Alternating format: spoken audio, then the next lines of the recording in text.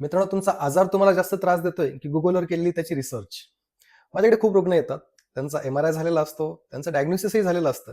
पण त्या डॉक्टरांना भेटण्याच्या आधीच त्यांनी गुगलवरती, युट्यूबवरती आणि सोशल मीडियावरती इतकी माहिती बघितलेली असते की आजारापेक्षा त्यांना भीतीच जास्त वाढलेली असते.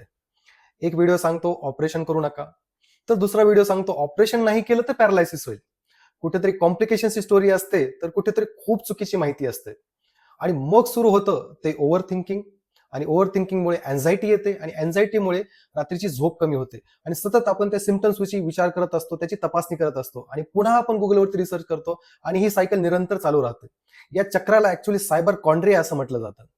कधी कधी ही सततची भीती, क्रोनिक पेन, हे सर्व मिळून रुग्णाच्या मानसिक आरोग्यावरती खूप मोठा परिणाम करू शकतात.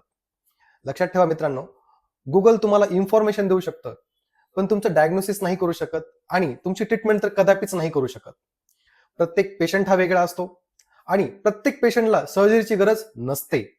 प्रत्येक पेशंटचे लक्षणही वेगळे आणि प्रत्येक पेशंटची ट्रीटमेंटही वेगळी असते. रिसर्च नक्की करा, पण स्वतःचे डॉक्टर स्वतः बनू नका. योग्य माहिती घ्या, योग्य स्पेशलिस्टचा सल्ला घ्या आणि मगच उपचारांचा निर्णय घ्या. धन्यवाद.